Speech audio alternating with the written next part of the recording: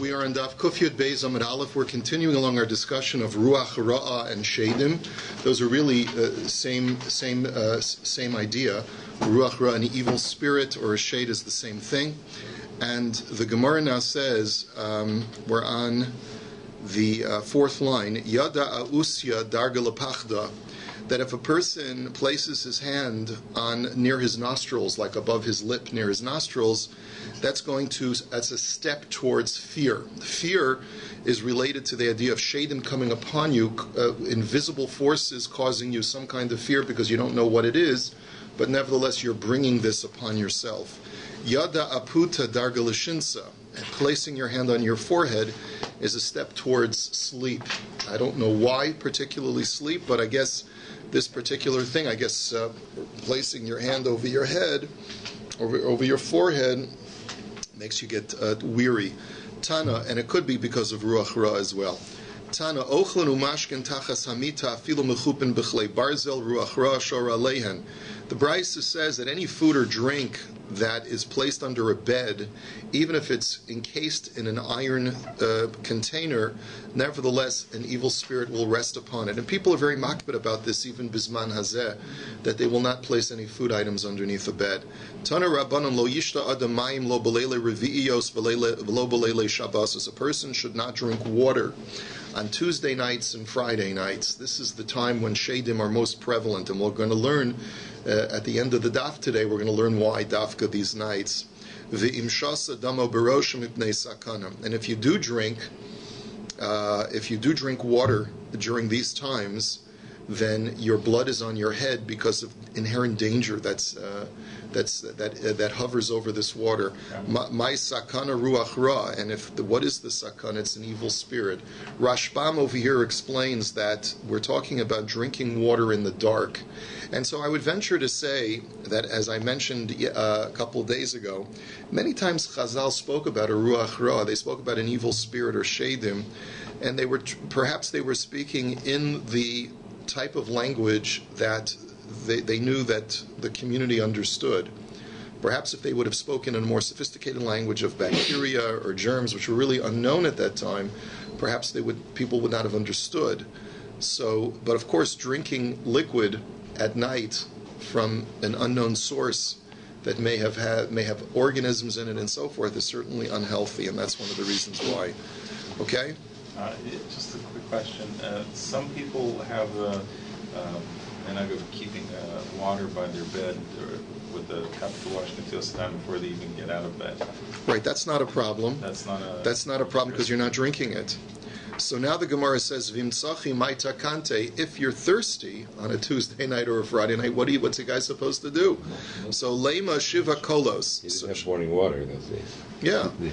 Yeah. So that was the only option. So lema shiva kolos she'amar David al hamayim v'hadr nishti. So one remedy is for you to recite the psukim in the kapitel in Tehillim that we say over Shabbos kapitel 29 that talks about Kol Hashem al Hamoyim, that the voice of God hovers over the water, and that will cause a protective covering to cover the water to remove the Ruach Ra'ah. Shenemar, as it says, Kol Hashem al Hamoyim, Kel HaKavod Hirim, Hashem al Mayim Rabim, that the voice of God is on the water. He is the God of glory that thunders forth, God on the great waters. Kol Hashem Bakoach, Kol Hashem Behadar, the voice of God is in strength, the voice of God is in glory.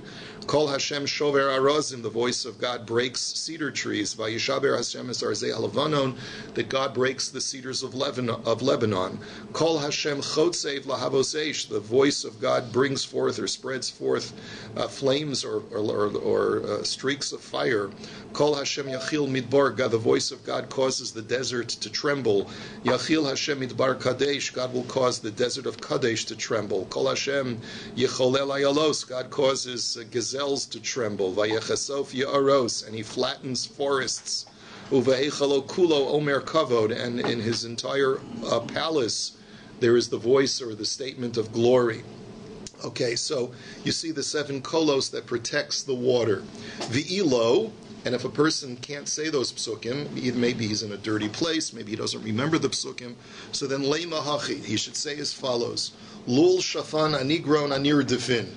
that according to the Rashbam is just an incantational statement. And Bein Kochve Yasivna, I dwell among the stars.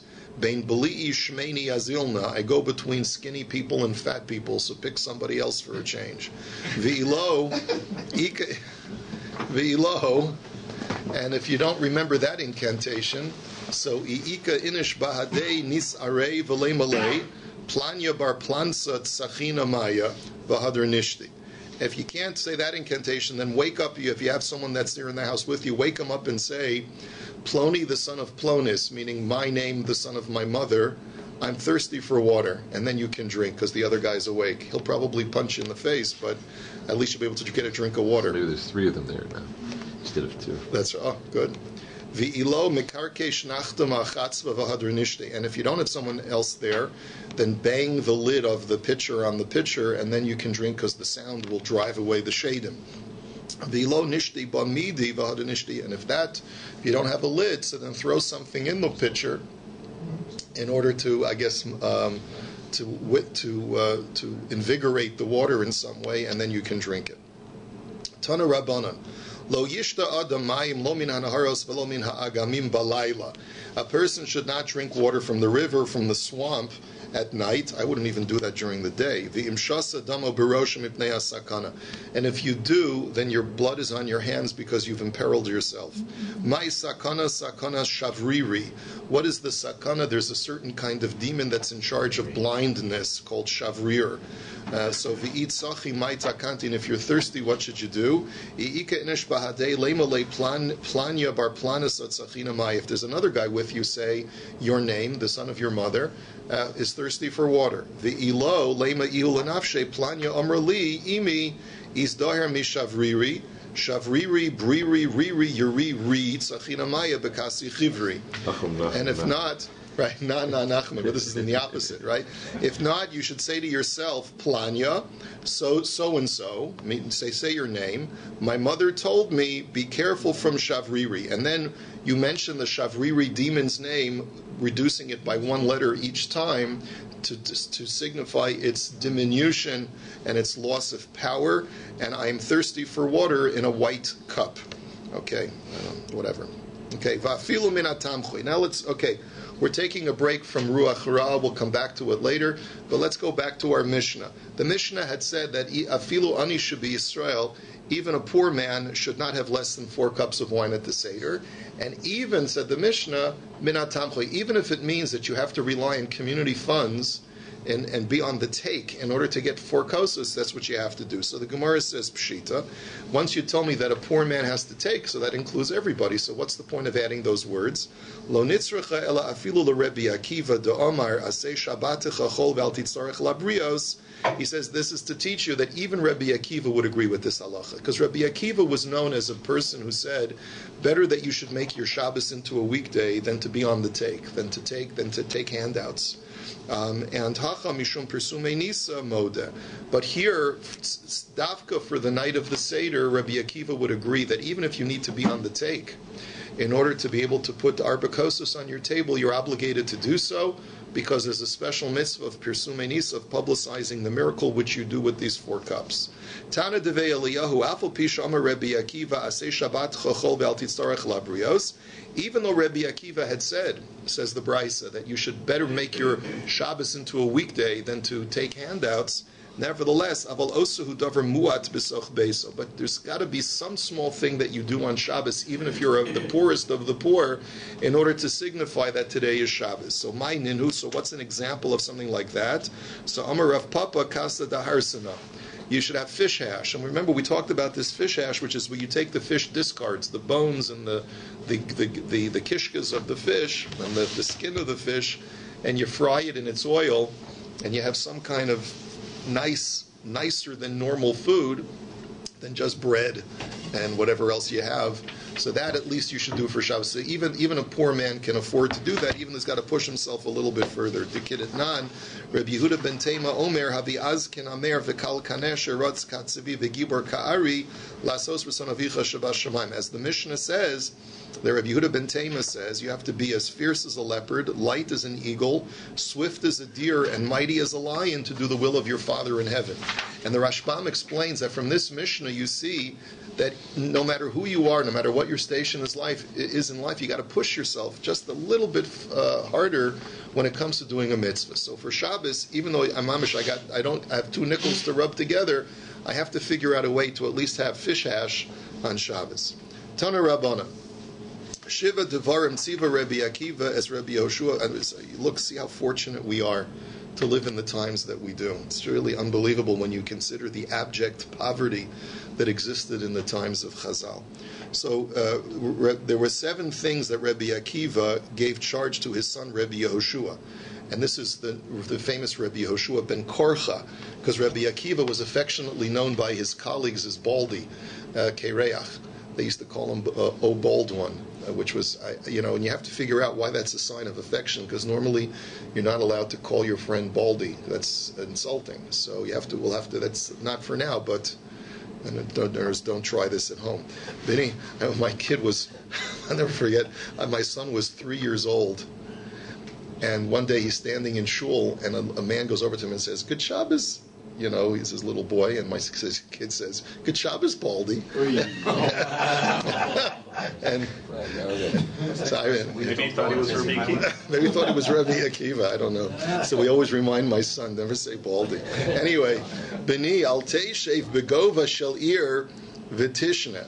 So the first thing that Rabbi Akiva taught his son was, my son, never sit at a high place of the city and study Torah. Rashbam says you should study Torah privately, modestly, and also don't do it with a lot of fanfare, because it's going to distract your studies. In other words, people are going to be walking in and out, and you're not going to have the opportunity to really study carefully.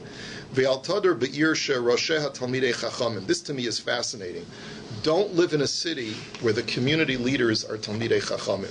Now, what is that supposed to mean? The reason is because a Talmid Chacham, a rabbinic leader, is someone who is going to be so busy studying Torah, he's not going to take into consideration the prosaic needs of the community. And this is a very important lesson. A lot of times Balabatim make a mistake. They say, well, we got to ask the Rabbanim. What are you talking about? Ask the Rabbanim if you have a shaila that you need to paskin. But if it comes to organizing community issues and taking care of community affairs, the last people you want to ask are the Rabbanim. We got our heads in the clouds, right, sometimes, right? And we don't necessarily understand some of the prosaic needs of a community. That's where the Balabatim have to take the responsibility themselves. Okay.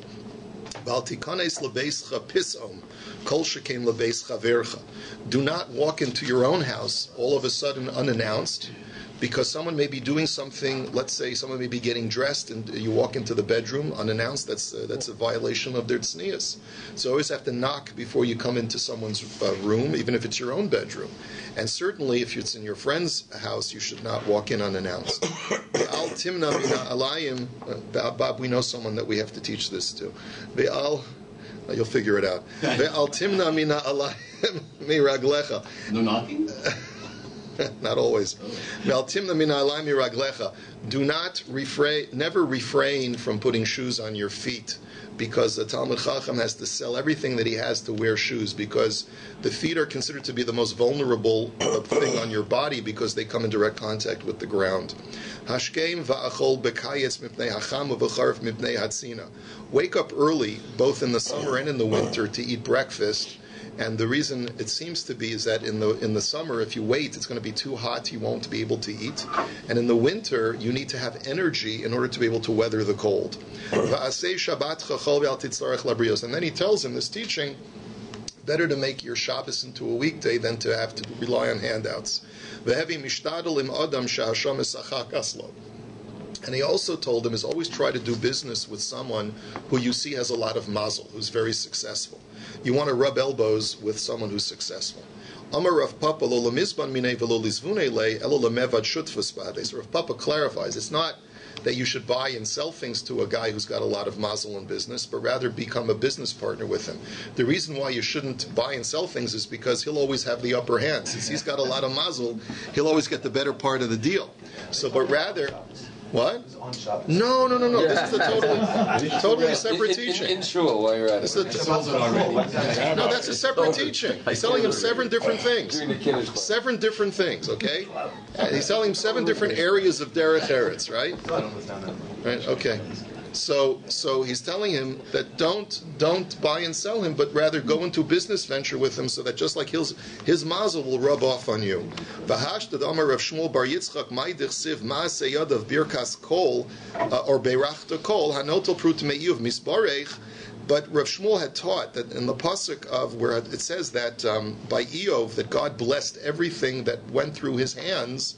And we learn from there is even if you would take a tiny coin from Eov, you would immediately get a bracha. So once that teaching was taught, so then afilu lemizban minei levizvunu le shapir dami.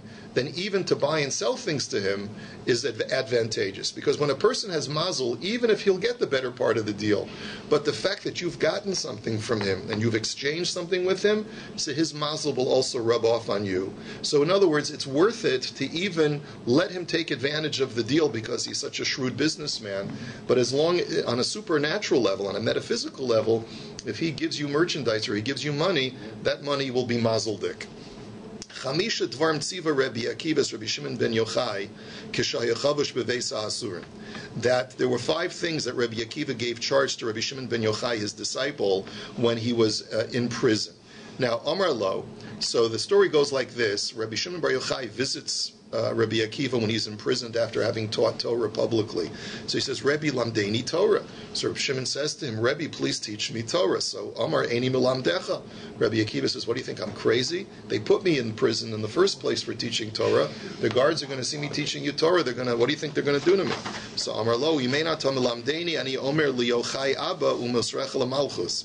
So Rabbi Shimon says to him, if you don't teach me Torah, I'm going to tell my father Yochai. Apparently he was a strong politician, and he'll master you over to the government.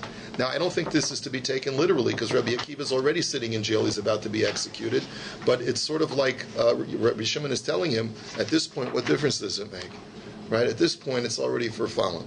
So, Amar lo bini yoser mimasha ha'egel rotzalinek pora rotzalahanik. So, Rabbi Akiva says to him, listen, my son, realize that more than the calf wishes to suckle, the cow wishes to give its milk. So, I'm chalishing to teach you. It's not that I don't want to teach you Torah. Of course, a teacher has greater joy in teaching than a student has in listening and learning. So Amar lo mi besakana v'halo egel besakana. But then the Rabbi Shimon says, yes, that may be true, but who is in greater danger if there's no suckling? It's the calf, because the calf will become malnourished and die, whereas the cow will just won't give its milk. So the calf is, in other words, the student who doesn't learn from his teacher is in greater danger, even though the teacher may be getting more pleasure out of it. So Amar lo, so fine. So Rabbi Akiva says, okay, fine. I'll tell you the following 5 things. In bikashta lichonek hitale bi'ilan gadol. If you want to hang yourself, do it on a tall tree. So what does this mean? It's of course a metaphor. What it means is that if you want to put your reputation on the line by making a controversial statement or doing something controversial, don't say, this is what I hold. Say, this is my Mesorah from my Rosh Yeshiva, from a Gadol. And that way, you'll be able to sort of save yourself a little bit. In other words, hang yourself on a high tree, on a greater person than yourself, so that you'll be able to take some of the heat off. Second thing he told him is that when you teach a child, you should make sure that you teach him from a book that is carefully checked to make sure that there are no errors in it. So Maihi Amarava Vitemer of Misharshia Bichadata Deshabeshta Kevin the all. So like, what does this mean? So they explain that with a new child, a child who's new at school, any mistake, any error that he is taught, once it goes in, it stays in. And it's very hard to, if a child learns to mispronounce a word, then it stays with him for life. So that's why we have to make sure that the rebbeim that we have in the earlier grades are ba'alei dikduk. They know Hebrew grammar properly, so that they don't misteach our children.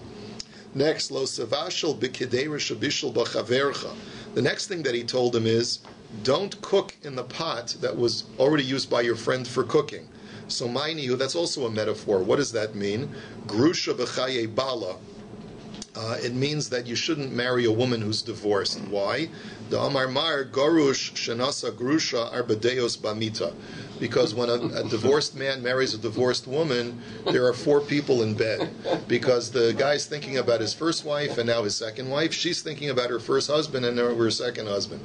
So in other words, and this will also is not good because the Gemara also says elsewhere that when you think about another person, when you're intimate with your spouse, the children that are born from that union are defective. Another explanation is afilu ba'almana. Even a widow you shouldn't marry, because not all fingers, euphemistically speaking about the sexual organ, are the same. Meaning that she may have gotten more pleasure from her first husband, even though he's deceased, than you. So there's constantly going to be comparison. It's almost like, just stay married to the first wife you marry and shoin genik, right?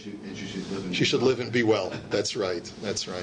In other words, this is the downside of second marriages, the Gemara is saying. Obviously, it's not telling you not to get remarried, because many of our Tanoim and Amoraim had to get remarried. I mean, it's obvious that it's not telling you, but it's just explaining to you that this is the disadvantage that a person may have, or may encounter, one of the challenges that you may encounter.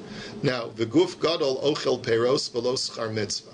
Now, I'm sorry, I missed the word. Mitzvah, v'guf gadol, ochel peros v'lo schar mitzvah. V'lo sachar, period. Sorry. Okay, if you want to do a mitzvah and at the same time preserve yourself in good physical constitution, the best thing to do is lend a person money and take his field as collateral and use the produce, the yield of that field as a way of having him slowly pay back the loan. And in this way, he benefits because he needs a large lump sum as a loan in order to invest in his whatever business he's doing. And you benefit because you get a discount on produce by deducting slowly a small amount off of the loan every time you eat the produce. Now, mitzvah, v'guf tahor, no se isha v'lo banim. And if you want to do a mitzvah, and at the same time retain a holy body, which means that you won't be filled with sinful thoughts. Let's say you've already fulfilled the mitzvah of pru or vu. There's no obligation then to have more children, but there's still a mitzvah to marry a woman who, let's say, needs to be married, and also it'll help keep you clean because you'll have a channel for your sexual urges. There are 4 things that Rabbi Yehuda Hanasi commanded to his children. He said as follows: Al tater b'shachnitziv mishum deleitzani havu mashchalachal b'leitzanusa. Number 1, he said to them, don't live in the town of Shachnitziv because there are a bunch of leitzanim there. They're lackadaisical and they are mockers, and therefore they'll turn you into that as well. You'll become a cynic just like them. V'al teishev al mitas aramis. Do not sit on an Aramean bed or couch is really more accurate. So, Ika da Amri de lo tigni below Kriya Shema. Some say that when you go to bed, don't go to bed without reciting Kriya Shema like an Aramean, meaning a Gentile, would do. The Ika da Amri de lo tinsiv giurta. Some say it means don't marry a convert, a woman convert. Now, surprisingly, the Rashbam says it's not because there's anything wrong with a convert, just to the contrary.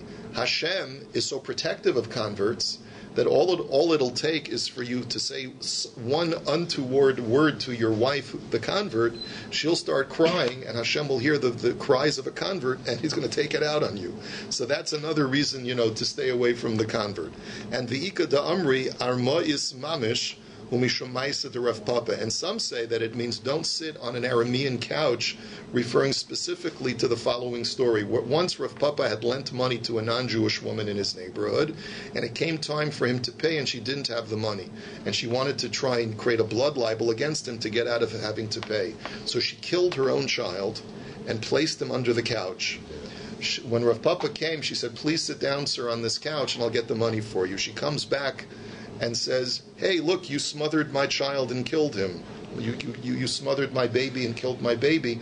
and Rav Papa had to run out of town in order to not be arrested and to be put in jail, and that way she got out of having to pay back the loan. But the point is that that's the reason why literally don't sit on an Aramean woman's couch, because you never know what she's capable of.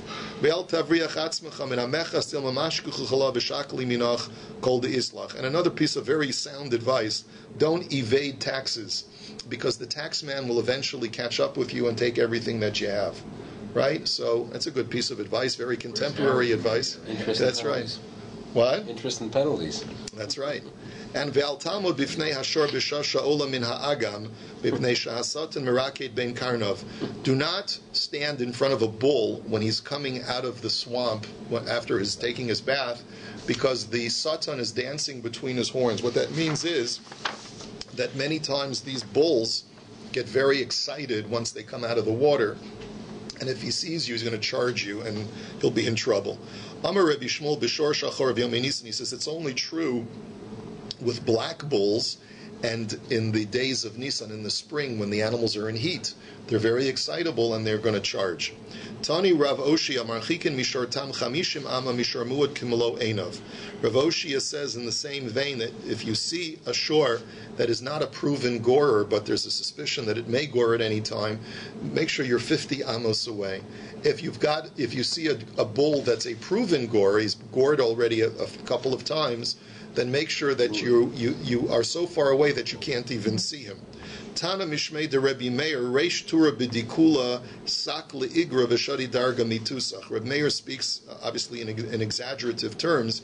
He says even when the bull has its mouth in the trough and it's in the middle of eating, so there's no reason for you to suspect that it's going to want to charge you, nevertheless, even in that case, climb up to your roof and pull the ladder out from underneath you, because otherwise you're going to be in trouble.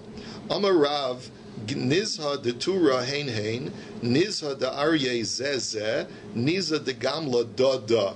So Rashbam explains that this is sort of like the words you're supposed to say to a wild animal in order to calm it down and prevent it from charging you. So Nizha. So what is the charge that you give to the bull? You say hein hein. I guess those words are supposed to soothe the bull and prevent it from charging. When you're in front of a lion, you're going on your child's bar mitzvah safari to Africa, and you find a lion about to charge you, say zezah. I wouldn't try this. I've never. Anyway, niza de gamla da da, to prevent a camel from charging you, say da da. And niza de arva, which is the most bizarre. Let's say you're trying to schlep a boat and get it into the river, so you got to schlep. So you know what people say, heave ho, heave ho, heave ho. So the charge that you're supposed to say to get the boat in the river is hil nihiya, hilo hulia. Those are the words. Don't ask me what they mean. Amar Abaye. So now Abaye says, or dag vikos chamin ubeitzim v'kinim levanim kulam kasha l'davar acher. The following things all can cause leprosy: hides, fish, cups, hot water, eggs, and white lice. Now let's explain what this means. Or man degoni amashcha ditzala.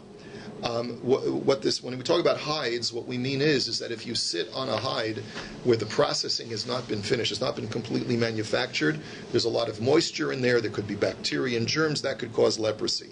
Dag shibuta biyome nisan. When we talk about fish, we're talking about the shibuta fish. The Gemara elsewhere says that shibuta fish has a unique quality that it tastes like pig meat. But if you eat it during the spring, I guess maybe there's a lot of bacteria in it, whatever it is, maybe full of worms, and therefore don't eat it in the spring. Kos shiure kasa da harsana. When we say the cup, what we're referring to is the fish hash, which is called kasa da harsana. Don't eat it if it's left over from the day before. Now, chamin chamimi de chamimi mishadru iluya. When we say hot water, what we mean if a person bathes excessively in hot water by pouring lots of hot water over him, he could weaken the skin and bring leprosy upon himself. Beitzim man demadrich aklip. When we say eggs, we mean that if you step on eggshells, that could cause leprosy. Kinam levanim, what does white lice mean? Man de mechaver levushe v'lo noter le tamanya yomi v'hader lavish le barian hanach kinim v'kashim ledavar acher. That if a person has laundered his clothing, a lot of times lice cling to clothing even after the eggs are laid in the clothing, and they cling to the clothing even after they've been laundered. And if you don't wait 8 days and you wear it, so the eggs will hatch while you're wearing it, and they're going to infest you and your body, and they're going to cause leprosy. So I guess you have to wait 8 days in order for them to hatch, and then you can remove them one by one. I think that's what the Gemara means to say. Amar Rav Papa, Besa de Ispe Shunra Loneil Bo Inish below Misani. If a person goes into a house where there's a cat, you shouldn't go in there without shoes on. So you Canadians who take off your shoes, make sure there's no cat in the house. Why? My time mishum de shunra kata lechivya va'achale ve'ispe bechivya garmi kitini ve'yasiv lo garma dechivya akare lo nafik ve'istak inlay. The answer is because cats are notorious for eating snakes. And what could happen is that the cat will eat a snake, spit out some of the tiny bones that are in the snake, and we have this tradition that if you step on a tiny snake bone and it gets lodged in your bottom of your foot, you can never get it out, and so therefore it's going to cause a sakana. Ika da amri based of the les beishurna loneil beinish behakara. Some say that just the opposite. If you're going to a house where there is no snake, then you're in danger. No cat. No cat. You should not go in there in the dark because you may get wrapped up by a snake. My time dilma michrich bechivya v'lo yado mistakin, because like I said, a snake may coil itself around you without your knowledge, and you're going to you'll be imperiled. Gimel Dvarim Tziva Rabbi Shmuel Rabbi Yosias Rebbe. There are 3 things that Rabbi Shmuel taught Rebbe. What did he tell him? Al tasmum ba'atzmecha. Don't inflict a blemish upon yourself. So Mahi, what does he mean? Lo tihabi lachdina b'haritlasa dechad havi baldina chutrei sahadi. What he means to say, according to the Rashbam, is don't get involved with 3 of your friends where one of them is your litigant and 2 are the witnesses. And the answer is because since you're such a great rabbi and you're a leader, your friends may be jealous of you and they'll gang up on you, so the witnesses will take the other guy's side. The second thing he told him is, don't engage a merchant and ask him about merchandise when you don't have money to buy it. And this is a very important ethical teaching. It means that don't mislead a merchant, because while you're talking to him, you could be taking him away from another sale. And you're getting his hopes up and all of these other things, and so it's not right. Also, he taught him, when your wife goes to the mikveh, don't be intimate with her that very night that she went to the mikveh. But Rav qualifies that. Amar Rav Vanida de Oraisa hol vehuchazak mayan pasuach dil mamash chaziva. He's talking only about before we'll learn Maseches Nida, and we'll learn that midi oraisa, if a woman is menstruating, then all she has to do is wait 7 days from the beginning of her menses, and she can go to the mikveh. But the rabbis were more machmir, and the Benos Yisrael themselves were machmir, and they said, no, you have to wait till you stop menstruating, and then count 7 clean days. That's what we do today. So Rebbe's, this halacha was told to Rebbe only when you're talking about Nida D'Oraisa, before they instituted that rabbinic stringency, and the reason why you shouldn't be intimate with her the night she goes to the mikvah is because maybe since she just finished menstruating, there's still maybe some remnants of discharge the night of the mikveh, so you should wait a little bit longer. Shlosha dvarim tziva Rebbe Yossi b'Rebbe Yehudas Rebbe. There are 3 things that he told him you must do. Al teitza yechidi b'layla. Number 1, don't go out alone at night because of shadim. Ve'al tamod b'fnei haner arom, and don't stand in front of a candle naked. Ve'al tikanes lamerchatz chadash shemati paches, and don't go into a new bathhouse because maybe the floorboards of the bathhouse have not been tested. They maybe it won't be strong enough. You'll fall through and you'll get injured or die. So ad kama, so how long should you wait? Amr B'Shu ben Levi ad Yud Beis Chodesh. Wait a full year. Wait 12 months, and if everything is stable, then you can go in. It's almost like a new bridge, You don't want to be the first guy to go on the new bridge, right? Ve'al tamod b'fnei haner arum. Why is it wrong to stand in front of a candle naked? The Tanya homi b'fnei haner arum havi nichbe. The Brisa says that if you do so, you could develop epilepsy, is usually how they translate this word nichbe. You'll develop some kind of mental illness. And furthermore, if a person intimacy with his wife while there's a light on, where there's a candle burning in the room, this is the children born from that union will have that same defect of epilepsy. Tanu Rabbanan hameshamish mitaso al mita shetinok yashin aleha oso tinok nichbe. That if a person is intimate with his wife and there's a child sleeping on the bed at the same time, that child will develop epilepsy. V'lo amran ela delo havi bar shasa, but that's only if he's less than a year old. Aval havi bar shasa less lan ba, but if he's over a year old, it's not a problem. V'lo amran ela degani la hadikare. And furthermore, it's only a problem if the child is sleeping by your feet. But if he's sleeping by your head, and even if he's less than a year old, it's not a problem. And finally, it's also not a problem if you place your hand on the child during the intimacy, because that way, again, I guess he'll be protected. A person should not walk out alone at night. The Tanya lo yetzi yechida b'layla lo b'layla revi'iyos v'lo b'layla shabasos. As we learned in a brisa that a person should not walk outside at night. We started the DAF today with this idea.